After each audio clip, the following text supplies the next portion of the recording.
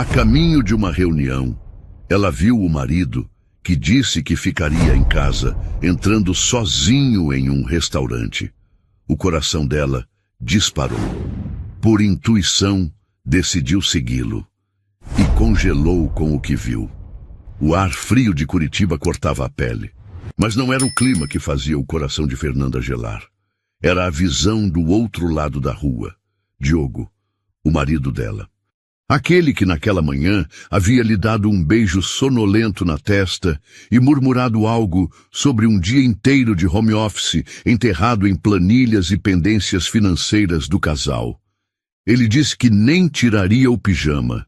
E, no entanto, ali estava ele, no coração pulsante da cidade, vestido com sua melhor calça de sarja e uma camisa azul que ela mesma havia passado a ferro 2 dias antes. Ele não parecia alguém resolvendo problemas bancários. Parecia alguém com um propósito, um destino urgente que não a incluía. A buzina de um carro atrás do seu Uber a trouxe de volta à realidade. A reunião. Ela tinha uma reunião importante em menos de 20 minutos, um contrato que poderia definir o próximo semestre do hotel que gerenciava com tanto esmero. Por 12 anos, sua vida foi uma equação de lógica e planejamento. Cada passo, cada decisão era calculado.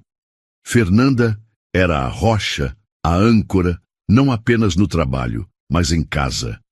Era ela quem organizava as finanças, quem lembrava dos aniversários, quem planejava as férias.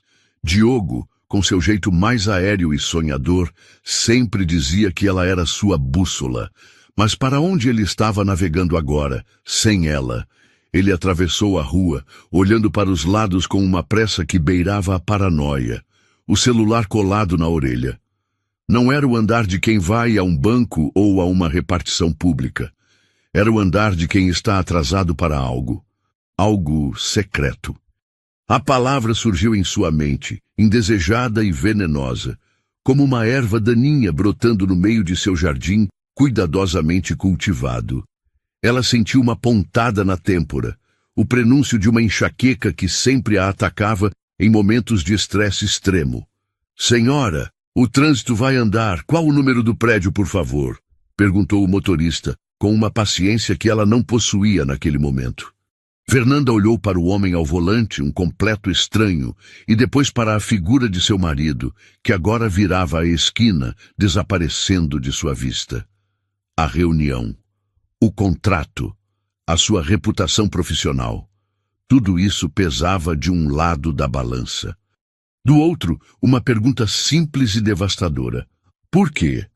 Por que Diogo mentiria sobre algo tão banal? O que havia naquela esquina que era mais importante do que a verdade, mais importante do que a confiança que eles levaram anos para construir? Ela pensou nos últimos meses. Diogo andava mais distante, sim. Chegava mais tarde do trabalho, alegando projetos novos e exigentes. Passava mais tempo no celular, sorrindo para a tela, e quando ela perguntava, ele sempre tinha uma desculpa pronta. "É o grupo do futebol, amor. Só bobagem." Ela escolheu acreditar. Escolheu acreditar porque a alternativa era assustadora demais. A alternativa era admitir que o chão sob seus pés talvez não fosse tão firme quanto ela imaginava. Aos 36 anos, depois de uma vida de batalhas vencidas e de uma estabilidade conquistada a duras penas, a ideia de uma rachadura em seu casamento era um terremoto para o qual não estava preparada. A imagem dele, apressado e furtivo, não saía de sua cabeça. Não era o Diogo que ela conhecia. O Diogo dela era previsível, quase metódico em seus hábitos. Ele odiava o centro da cidade, reclamava do trânsito, do barulho, da multidão. Dizia que era um caos desnecessário. E, no entanto, lá estava ele, mergulhando voluntariamente nesse caos. Uma onda de náusea a invadiu. A reunião, o hotel, o contrato, tudo pareceu subitamente pequeno, insignificante. Havia uma verdade que precisava ser descoberta, uma ferida que, se existisse, precisava ser exposta à luz, não importava o quão doloroso fosse. O instinto. Aquela voz primitiva que tantas vezes ignoramos em nome da razão, gritava dentro dela. E pela primeira vez em muito tempo, Fernanda decidiu ouvi-lo. Ela se inclinou para a frente, a voz saindo mais firme do que se sentia. Moço, me desculpe. Pode parar aqui, por favor? Tive um imprevisto. Não vou mais para a reunião. O motorista a olhou pelo retrovisor, surpreso, mas obedeceu.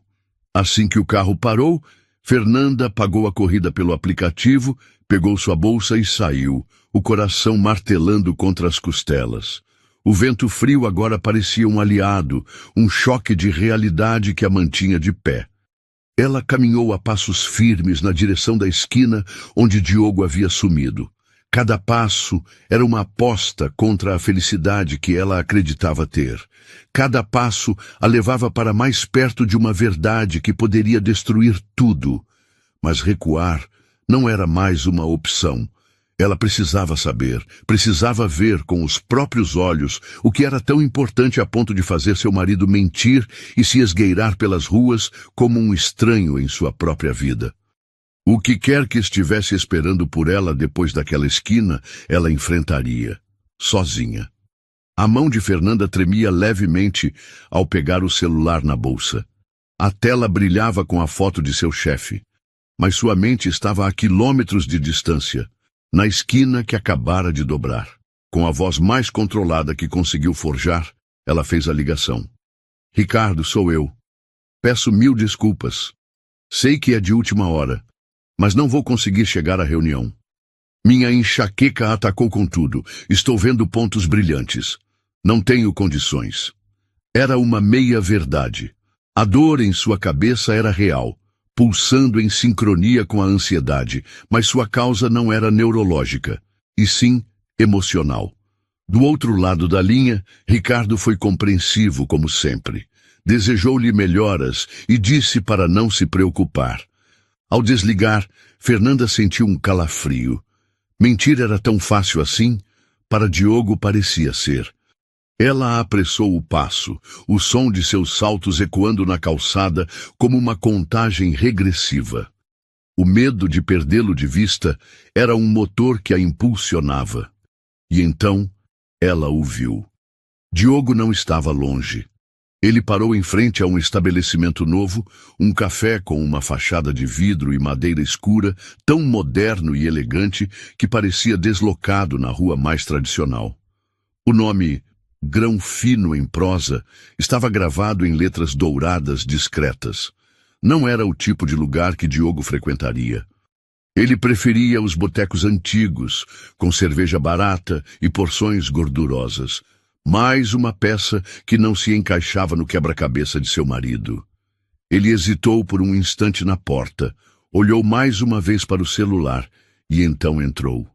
Fernanda agiu por puro instinto. Atravessou a rua, o coração descompassado, e se posicionou atrás de uma pilastra de um prédio antigo do outro lado. Um ponto de observação que lhe dava uma visão clara do interior do café através da ampla vitrine. O lugar era iluminado e arejado, com casais conversando baixo e executivos digitando em seus laptops. E lá estava Diogo, tirando o casaco, o olhar varrendo o ambiente com uma expectativa que ela não via nele há anos. Foi quando uma figura se levantou de uma mesa mais ao fundo, um ponto quase cego para quem passava na rua, mas perfeitamente visível do ângulo de Fernanda. Era uma mulher, loira, com os cabelos cortados num chanel moderno que balançava a cada movimento. Parecia ter, no máximo, uns 25 anos, vestida com um suéter de cachemira cor de creme que abraçava suas formas.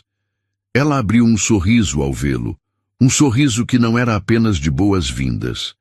Era um sorriso de posse, de intimidade, um que dizia, finalmente você chegou. Fernanda prendeu a respiração. O ar parecia ter se solidificado em seus pulmões. Diogo caminhou até a mesa e, em vez de um aperto de mão ou um aceno formal, ele se inclinou e depositou um beijo no rosto dela. Um beijo que demorou 1 segundo a mais do que o socialmente aceitável. A mão dele pousou brevemente na base das costas dela. Um gesto pequeno, quase imperceptível para o resto do mundo, mas para Fernanda foi um grito. Ela observava, paralisada, enquanto ele se sentava. A conversa fluiu instantaneamente. Ele gesticulava, sorria de um jeito aberto e cativante que ela achava que ele reservava apenas para ela nos bons tempos.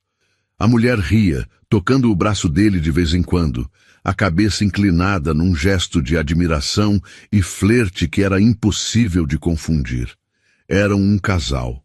Agiam como um casal no auge da paixão, naquele estágio em que o mundo exterior desaparece e só existem os dois.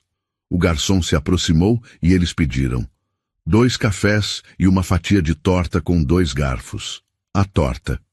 Aquilo foi um soco no estômago de Fernanda. Diogo era diabético. Controlado, mas diabético. Há anos ela media o açúcar, preparava refeições especiais, o lembrava de tomar os remédios. E ali estava ele, prestes a dividir uma bomba de açúcar com uma estranha, como se nada importasse. A mentira não era só para ela, era para ele mesmo. Ela até ficou em dúvida se era ele mesmo. A cena se desenrolava como um filme mudo e cruel. Ela viu a mão da mulher deslizar pela mesa e encontrar a de Diogo. Ele não a afastou. Pelo contrário, entrelaçou seus dedos nos dela. Depois, com a outra mão, ele acariciou o rosto dela, o polegar desenhando círculos suaves em sua bochecha. Era um gesto terno, um gesto que pertencia a Fernanda. Era o gesto que ele fazia nela nas manhãs de domingo, quando acordavam sem pressa. Vê-lo sendo entregue a outra pessoa foi como sentir um membro de seu corpo ser amputado sem anestesia. A dor na têmpora de Fernanda se intensificou, tornando-se uma pontada aguda e latejante. O mundo ao seu redor perdeu o foco. Os carros, os pedestres, os sons da cidade, tudo se tornou um borrão indistinto. A única coisa nítida era aquela mesa, aquela cena de traição explícita e descarada. O homem que ela amava, o parceiro de uma vida, estava vivendo outra vida, uma na qual ela era apenas um obstáculo, uma rotina da qual ele precisava escapar.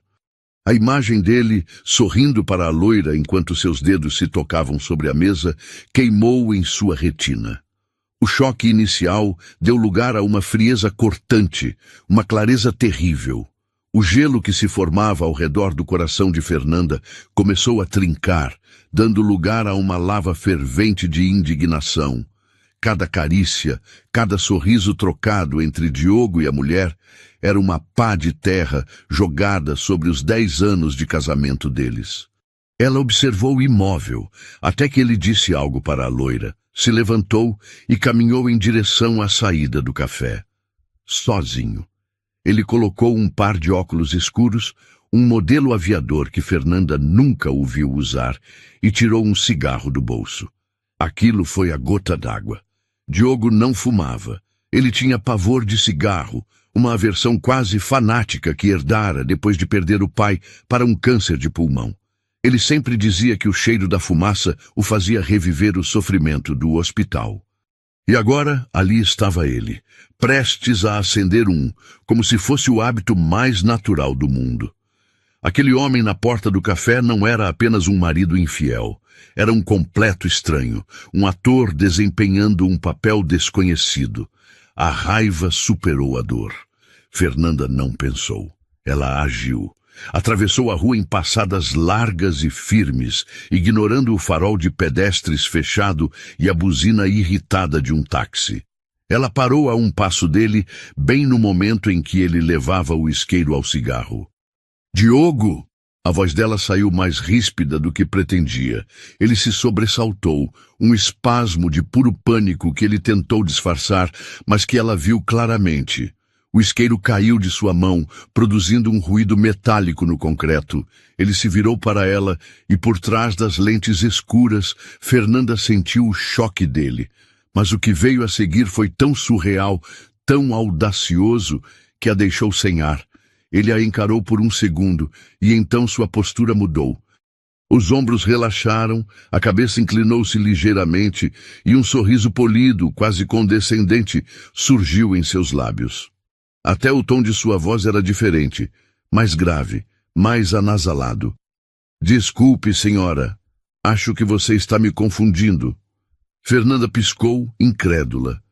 A negação era tão absurda, tão descarada, que por um instante ela questionou a própria sanidade. Era ele, a mesma altura, o mesmo formato do rosto, a mesma pinta discreta acima do lábio superior. A roupa. Mas a performance era de um estranho. Antes que ela pudesse reagir, a porta do café se abriu e a mulher loira surgiu, parando ao lado dele com uma naturalidade ensaiada. Ela passou o braço pelo dele, um gesto protetor e possessivo. "Algum problema, meu bem?" ela perguntou, olhando para Fernanda com uma expressão de falsa preocupação. Então, virou-se para ela e disse, com uma voz doce e venenosa: "Eu sou Letícia. Esse é o Rafael, meu namorado. Acho que a senhora está confundindo ele com outra pessoa." Fernanda abriu a boca para protestar, para gritar que aquele era seu marido, mas Letícia continuou num monólogo inacreditável. "Isso já aconteceu outras vezes, sabe? É impressionante. A gente até brinca que ele deve ter um irmão gêmeo perdido pela cidade, tipo aquelas histórias que a gente só vê em novela. A senhora não é a primeira pessoa que se confunde." Ela deu uma risadinha, como se compartilhasse uma piada interna. "Agora, se nos der licença... Vamos, Rafa, estamos atrasados." Letícia o puxou suavemente pelo braço e ele, Rafael, simplesmente se deixou levar, lançando a Fernanda um último olhar por cima do ombro, um olhar que era uma mistura de desculpas e advertência. Eles se afastaram pela calçada, deixando Fernanda ali, parada, atônita. A cara de pau, a audácia, foi tão grande, tão bem executada, que uma semente de dúvida floresceu no meio de seu choque. Seria possível um sósia tão perfeito, um homem que come doces sem se preocupar, que fuma, que se chama Rafael? "Esse não é o marido que conheço", uma voz sussurrou em sua mente. A dúvida durou apenas um segundo, mas foi o suficiente para desestabilizá-la. Então, ela se lembrou de um detalhe: o uniforme. Ela ainda vestia o blazer com o discreto logotipo do hotel bordado no peito. Fazer um escândalo ali, ser vista como uma mulher descontrolada, uma louca ciumenta, poderia ter consequências profissionais. A humilhação pública seria a cereja no bolo de sua desgraça pessoal. Engolindo em seco a bile que subia por sua garganta, ela se recompôs. Deu as costas e caminhou na direção oposta, fingindo para o mundo que acreditara naquela farsa ridícula. Mas assim que virou a esquina, longe dos olhares curiosos, ela parou e se apoiou na parede fria de um prédio, o corpo tremendo. A confusão e a raiva lutavam dentro dela. Puxou o celular da bolsa com dedos trêmulos e discou o número de Diogo. O número que ela sabia de cor. Chamou 1, 2, 3 vezes e caiu direto na caixa postal. A voz gravada dele, alegre e familiar, soou como uma zombaria. "Oi, você ligou para o Diogo? Deixe seu recado que eu retorno assim que puder." Ela tentou de novo, e de novo. O mesmo resultado. Caixa postal, o teatro, a mentira, a cumplicidade daquela mulher. Tudo se encaixou. Não era um sósia. Era ele, e ele estava disposto a ir às últimas consequências para proteger sua vida dupla. Aquele ato no café não foi um improviso, foi um plano. Uma frieza calculista começou a substituir o choque. Ela não iria para casa chorar, não iria se descabelar. Ela iria para casa pensar. Aquele não era mais um problema de coração partido, era uma guerra. E se Diogo achava que podia zombar de sua inteligência daquela forma, ele estava prestes a descobrir o quão errada era sua avaliação. Fernanda guardou o celular, ajeitou o blazer e caminhou em direção ao ponto de táxi. A porta do apartamento se fechou atrás de Fernanda com um clique suave, um som que contrastava violentamente com a tempestade que rugia dentro dela. O silêncio da casa, que antes era um refúgio, agora parecia cúmplice, pesado com a mentira que o impregnava. Por um momento ela ficou parada no hall de entrada, a bolsa ainda pendurada no ombro, apenas respirando o ar de seu próprio lar, que de repente cheirava a engano. A imagem daquele homem, Rafael, com sua voz forçada e seu cigarro proibido, era uma assombração. A dúvida, aquela pequena e venenosa semente plantada pela audácia deles, ainda tentava fincar raízes em sua mente. Ela precisava de uma prova física, algo tangível que aniquilasse qualquer resquício de incerteza. Seus pés a levaram quase por vontade própria até o quarto do casal. O quarto deles. A cama estava desfeita, exatamente como havia deixado na pressa da manhã. O cheiro dele ainda estava no travesseiro.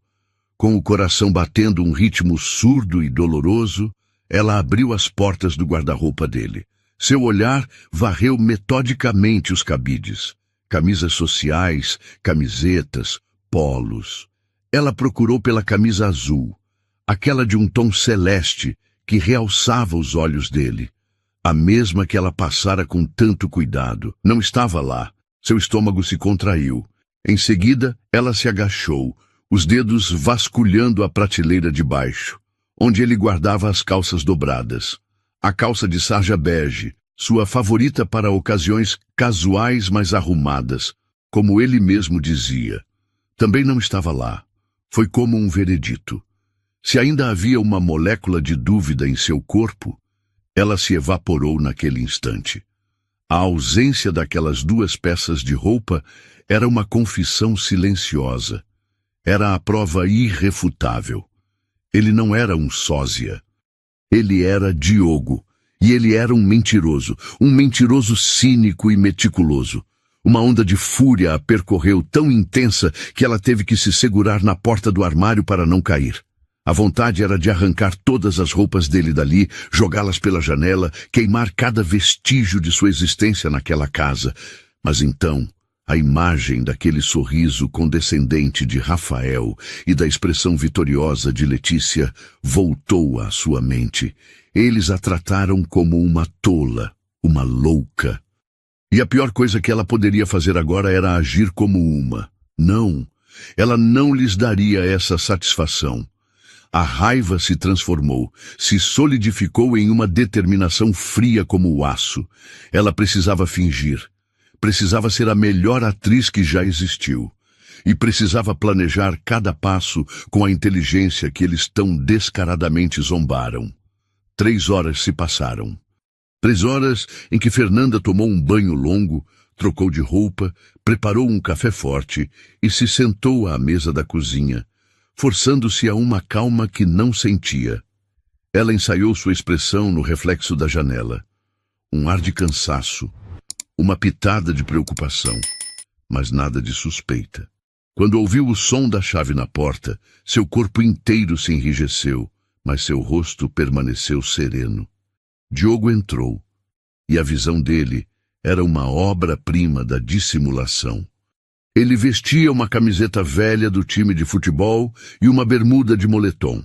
O cabelo, antes um pouco comprido, estava recém-cortado, as laterais aparadas com precisão. Ele tinha um ar de quem passara o dia em casa, lutando contra problemas domésticos. Um ar de inocência estudada. "Oi, amor", disse ele, a voz soando cansada. Ele se aproximou e tentou beijá-la, mas Fernanda virou o rosto sutilmente, fazendo com que o beijo pousasse em sua bochecha. "Oi, cabelo novo?" ela perguntou, o tom casual. "Ah, sim. O Carlos me indicou um rapaz que corta em casa. Como a internet não voltava, aproveitei o tempo ocioso", ele respondeu, já emendando a desculpa ensaiada. "Nossa, que dia! A internet caiu logo cedo, fiquei o dia inteiro tentando arrumar. Liguei para a operadora, um caos. No fim, desisti e passei na casa do Carlos, o vizinho. Ele me emprestou a internet dele para eu poder trabalhar lá. Fiquei a tarde toda na cozinha dele, coitado." Ele abriu a geladeira, pegou uma garrafa de água, tudo com uma naturalidade que revirava o estômago de Fernanda. Tentei te ligar, ela disse, observando cada movimento dele. Eu sei, eu vi as chamadas quando liguei o celular agora. A bateria acabou, e na pressa de ir para a casa do Carlos, esqueci o carregador. Maldição! Mas já fiz o chamado da internet, disseram que um técnico vem amanhã. Ele se virou para ela, esperando uma reação, uma palavra de conforto. E Fernanda lhe deu. Ela respirou fundo, convocou toda a sua força e sorriu. Um sorriso pequeno e cansado. Tudo bem, amor. Essas coisas acontecem. Ela fez uma pausa, como se estivesse lembrando de algo trivial. Falando em coisas estranhas, você não vai acreditar. Hoje, quando estava indo para aquela reunião que acabei desmarcando, eu vi um homem na rua, juro, Diogo, era a sua cara, idêntico. Fiquei até chocada. Ela o observou atentamente. Um músculo na mandíbula dele se contraiu, quase imperceptivelmente, mas ele manteve a compostura. Sério? Que engraçado! Dizem que todo mundo tem um sósia por aí, ele disse, forçando uma risada. Pois é, mas deixa pra lá, deve ser só impressão minha. Ela se levantou, pegou sua xícara e a levou até a pia. Vou adiantar algumas coisas do trabalho aqui no meu notebook. Vou usar a internet do meu celular até consertar a daqui amanhã. Ela se afastou, deixando-o na cozinha. Cada palavra tinha sido um esforço monumental, cada sorriso uma mentira que pesava em sua alma. Mas ao se sentar em sua escrivaninha e ligar o computador, ela não sentia apenas o peso da farsa. Sentia também o poder. Ele achava que a tinha enganado.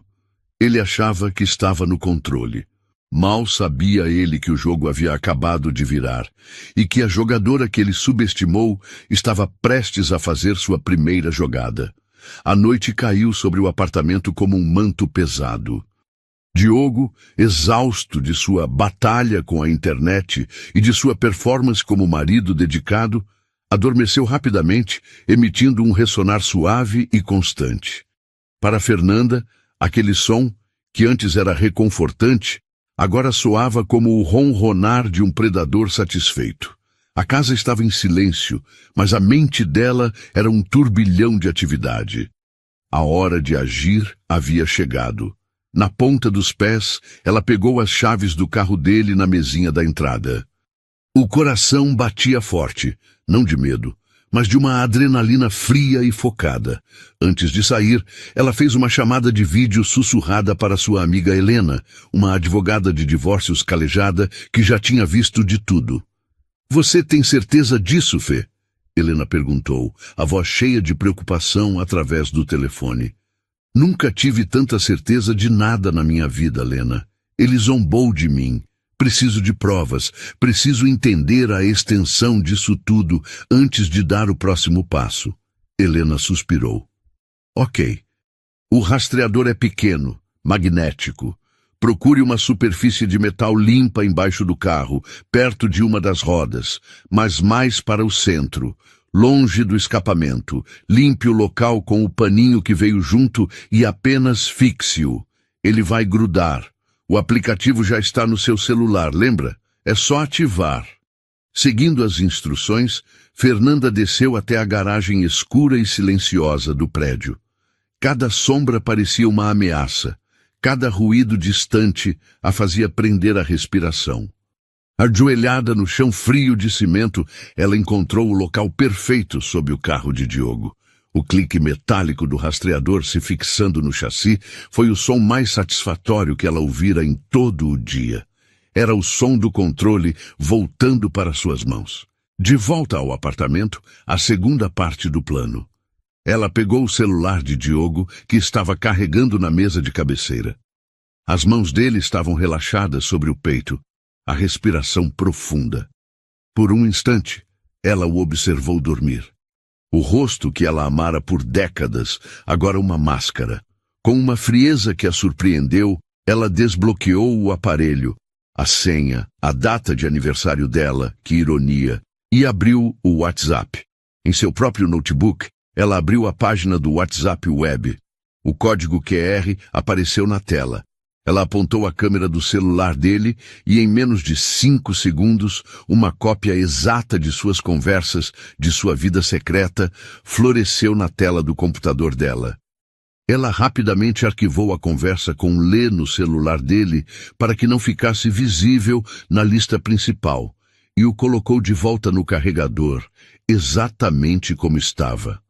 Antes de finalmente se permitir deitar, algo a puxou de volta ao guarda-roupa. Ela abriu a porta dele novamente, e lá estavam elas. A calça de sarja bege, dobrada impecavelmente, a camisa azul celeste, pendurada num cabide, como se nunca tivessem saído dali. Ela pegou a gola da camisa e a levou ao nariz. O cheiro estava lá. Não o perfume do dia a dia dele, mas uma colônia amadeirada, mais intensa, que ele guardava para ocasiões especiais. Naquela noite, Fernanda não dormiu. Deitada ao lado do homem que se tornara um estranho, ela fingia um sono tranquilo, enquanto na pequena tela de seu celular, o aplicativo do rastreador mostrava um ponto azul e estável na garagem. Ela não precisava mais olhar. A verdadeira ação estava no notebook, que ela deixou aberto em sua escrivaninha. Os dias seguintes foram um exercício de autocontrole supremo. Fernanda vivia 2 vidas. De dia, era a esposa normal, que ouvia as reclamações de Diogo sobre o trabalho, que preparava o jantar, que perguntava sobre seu dia. De noite, quando ele dormia, ela se tornava uma investigadora silenciosa. O WhatsApp clonado era uma janela para a podridão. As conversas entre Rafa e Lê eram um roteiro de novela barata. Apelidos melosos como meu urso e minha loirinha. Emojis de coração e beijos que ele nunca usava com ela. E os planos. Ela rolou para trás, lendo o histórico, e viu a combinação do encontro no café. A farsa do irmão gêmeo, planejada caso algo desse errado. A inteligência dela não fora apenas zombada. Fora subestimada de forma insultuosa. As mensagens mais recentes mostravam o medo dele. Rafa estava receoso. Acho que ela desconfiou de algo, meu amor. Viu um cara parecido comigo na rua, não sei. Precisamos dar um tempo, baixar a poeira, ele escreveu.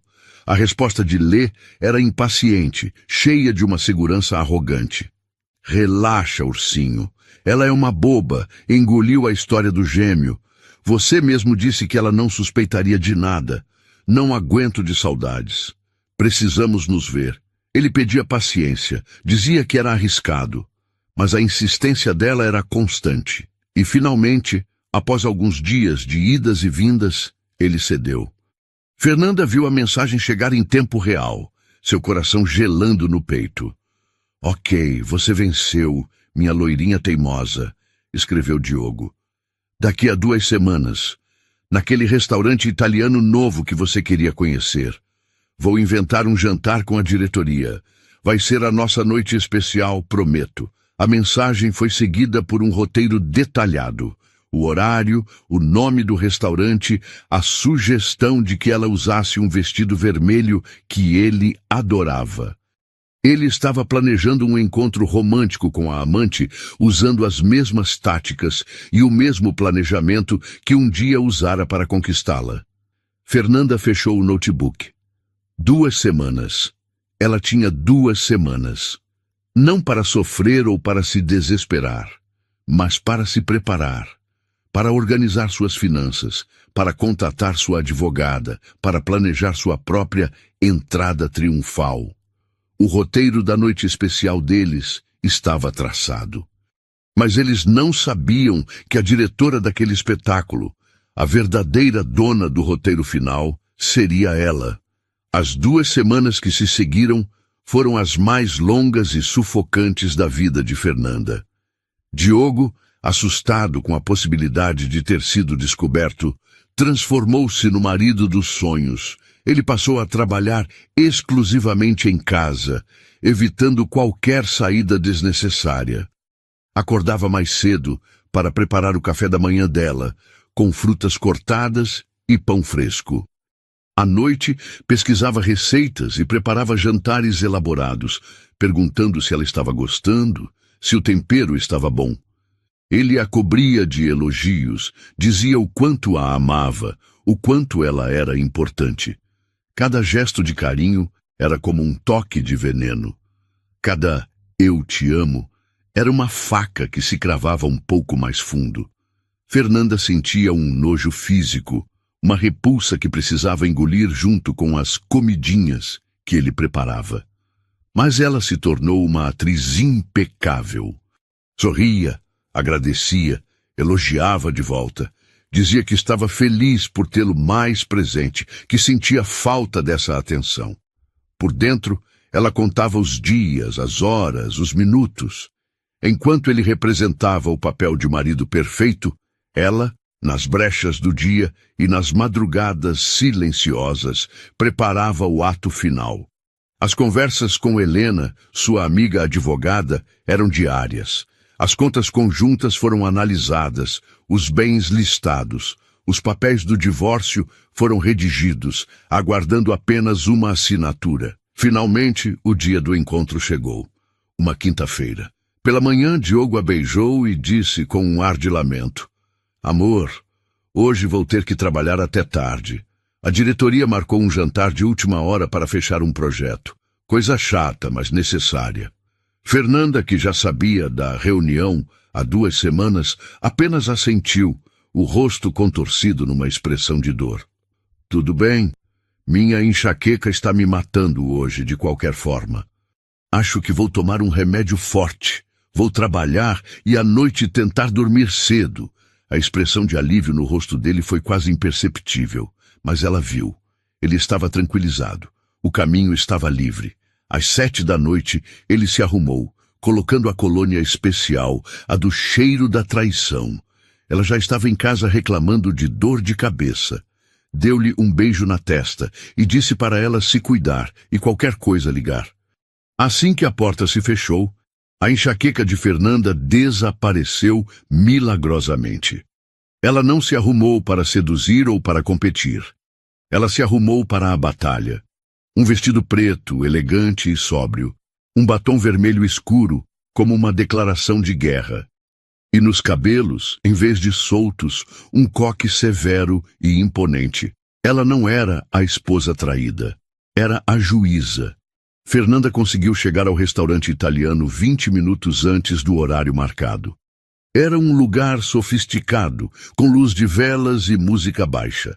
Ela pediu à recepcionista uma mesa discreta num canto, alegando que esperava alguém e queria privacidade.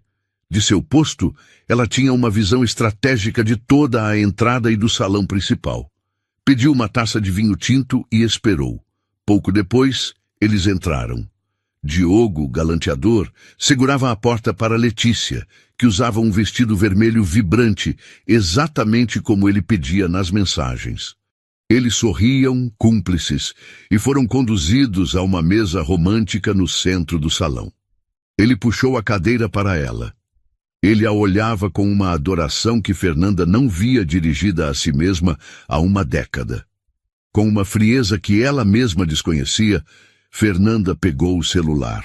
Observando-os de longe, ela discou o número de Diogo.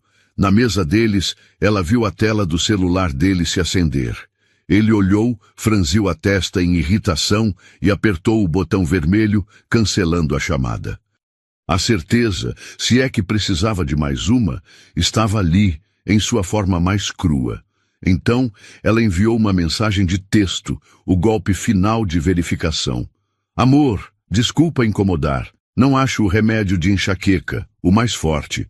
Onde você guardou? A dor está insuportável." Ela observou. Ele pegou o celular novamente, os dedos digitando rapidamente uma resposta. O celular dela vibrou na mesa. A mensagem dele dizia: "Está na segunda gaveta do meu lado da cama, atrás da caixa de relógios. Toma 2 e descansa. Te amo." Fernanda leu a mensagem e um sorriso fino, quase imperceptível, curvou seus lábios. O coração já não doía. A angústia dera lugar a uma calma glacial. Não havia mais emoção, apenas o fato. Ela os observou pedir a entrada, dividir o pão, brindar com suas taças de prosecco. A cena era de uma domesticidade nauseante, uma paródia grotesca da vida que ela acreditava ter. A agonia e o nojo se tornaram insuportáveis. Não havia mais nada para ver, nada mais para confirmar. Era hora de encerrar o espetáculo. Com um gesto discreto, ela chamou o garçom, pagou sua conta com o cartão de crédito e deixou uma gorjeta generosa. Não queria deixar pontas soltas, nenhum drama desnecessário com o estabelecimento. Tudo precisava ser limpo, preciso, cirúrgico. Ela pegou a bolsa ao seu lado, sentindo o peso reconfortante do envelope pardo que guardava lá dentro. Então, ela se levantou.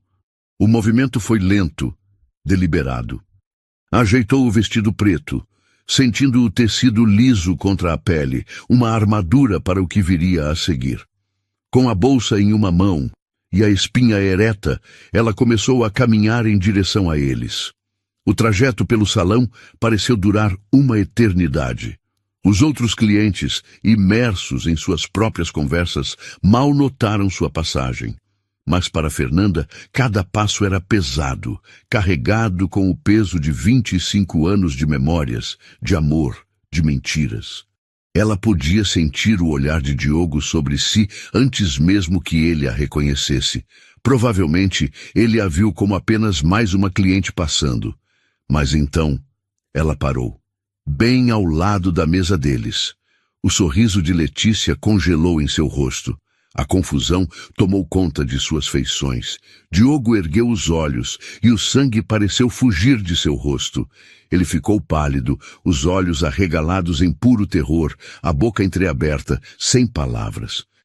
Ele olhou de Fernanda para Letícia e de volta para Fernanda, como um animal apanhado numa armadilha. Fernanda não lhe deu tempo para inventar outra farsa. Sem uma palavra, ela abriu sua bolsa e de lá tirou um grande envelope pardo. O som do papel deslizando sobre a toalha de linho branco da mesa foi o único ruído naquele pequeno universo de choque. Dentro do envelope, visíveis, estavam os papéis do divórcio e as notificações impressas do bloqueio de todas as contas conjuntas, uma ação que sua advogada havia preparado para ser executada naquele exato momento. Ela empurrou o envelope para o centro da mesa, entre o prato de carpaccio dele e a taça de vinho dela. Então, ela olhou diretamente nos olhos de Diogo, o homem que ela um dia amou.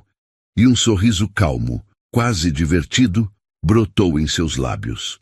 Sua voz saiu firme, clara e cortante, sem um pingo de tremor. Assina, ou entrega para o seu irmão gêmeo. O silêncio que se seguiu foi absoluto.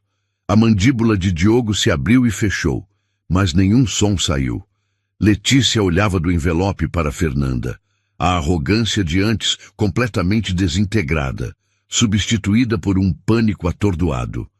Fernanda não esperou por uma resposta. Não havia mais nada a ser dito. Seu papel ali estava cumprido. Ela deu-lhes um último olhar, um olhar que não continha dor nem raiva, apenas uma finalidade fria. Então, ela virou as costas e começou a andar. Cada passo para longe daquela mesa era um passo em direção a si mesma. Ela não olhou para trás. Não precisava. Podia sentir os olhares de todo o restaurante sobre ela. Podia sentir a onda de choque que deixou em seu rastro. Mas ela continuou andando, a cabeça erguida, passando pela recepcionista atônita, atravessando a porta de vidro e saindo para o ar fresco da noite, deixando os dois, imóveis e destruídos, no centro de seu palco de mentiras. O ar frio da noite foi como um bálsamo no rosto de Fernanda.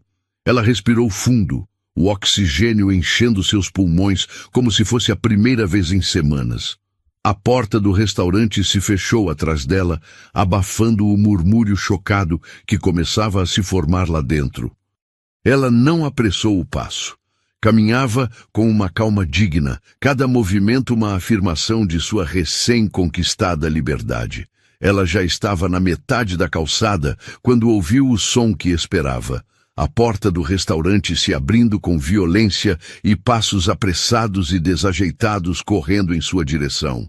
"Fernanda, espera! Fernanda!" A voz de Diogo era um lamento desesperado, quebrado pelo pânico. Ele a alcançou e agarrou seu braço. A força em seu aperto era a de um homem se afogando. "Fernanda, por favor, me escuta!" ele implorou, o rosto contorcido numa máscara de pavor. Aquele não era o galanteador Rafael, nem o marido dissimulado. Era apenas Diogo, despido de todas as suas mentiras, patético em sua exposição. "Eu posso explicar, eu juro. Eu tô passando por uma fase difícil, uma crise, eu não sei. Eu ia te contar tudo. Eu só precisava de tempo." As desculpas, as mesmas desculpas clichês que milhões de homens como ele usaram antes. Fernanda parou. Não porque o toque dele a deteve, mas por uma decisão própria. Ela se virou lentamente para encará-lo, o rosto impassível. Com um movimento firme e deliberado, ela soltou o braço do aperto dele. Então, ela olhou diretamente nos olhos dele. Olhos que agora estavam cheios de lágrimas de crocodilo, de um pavor egoísta pela perda de seu conforto, de sua vida organizada.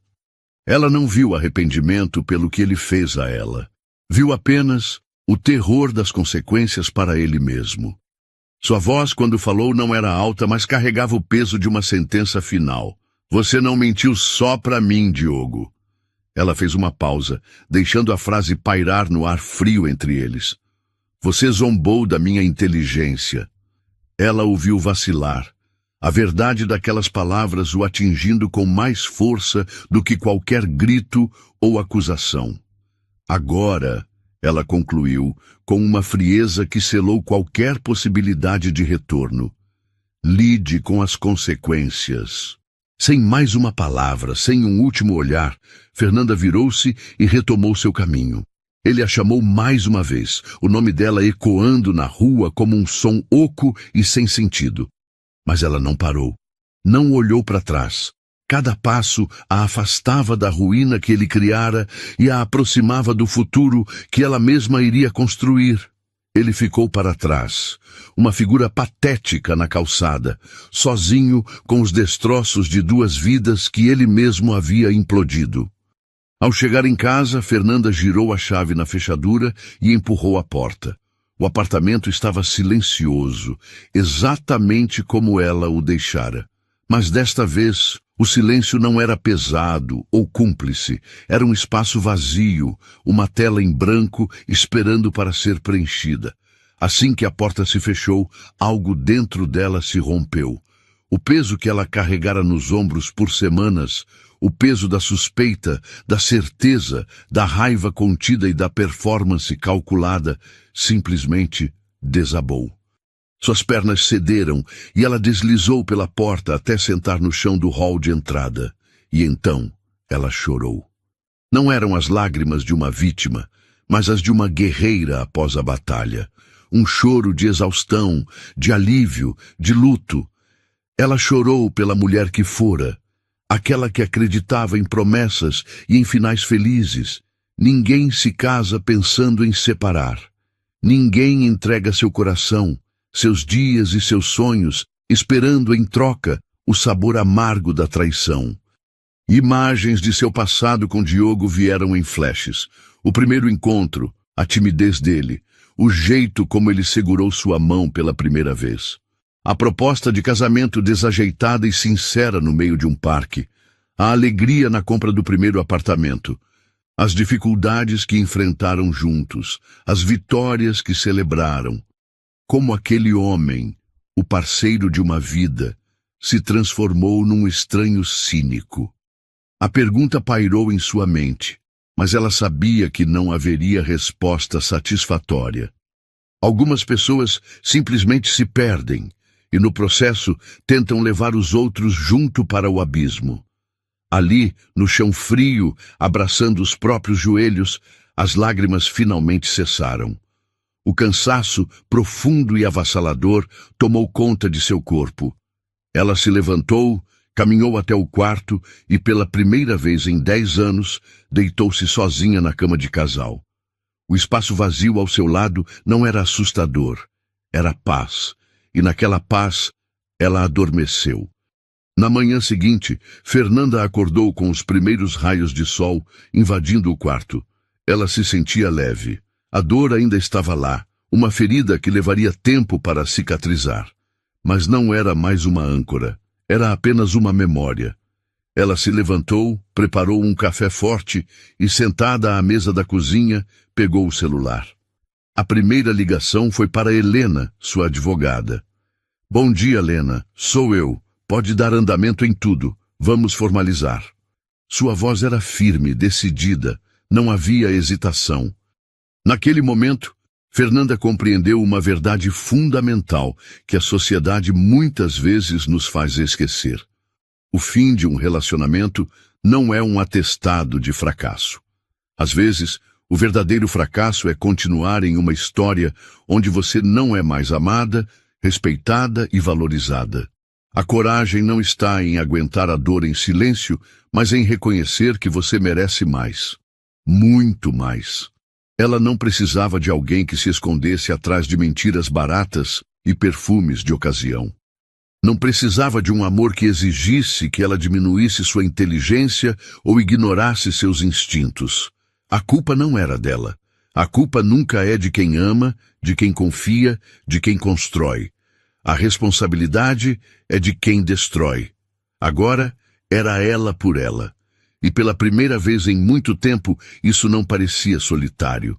Parecia completo, parecia suficiente. E bastava. E aqui, a história de Fernanda chega ao fim, mas a sua jornada de coragem está apenas começando. Quantas vezes, por medo da solidão ou pelo peso das memórias, nós nos diminuímos para caber em histórias que já não nos servem? A lição de Fernanda não é sobre vingança, mas sobre o poder de se resgatar. É sobre olhar no espelho e declarar que a sua paz e a sua inteligência não são negociáveis. Se você se emocionou com essa jornada de redescoberta e acredita na força que existe em recomeçar, deixe o seu gostei para que mais pessoas possam ser alcançadas por essa mensagem. Compartilhe esta história com aquela amiga ou amigo que talvez precise se lembrar do próprio valor. E o mais importante, inscreva-se no canal e ative o sininho, porque toda semana trazemos novas histórias feitas para tocar a sua alma e inspirar a sua vida. E agora queremos ouvir você. Comente aqui embaixo uma nota para essa história e para a coragem e atitude de Fernanda. Obrigado por assistir e lembre-se sempre, o amor mais importante é aquele que você decide todos os dias ter por si mesma. Até a próxima história!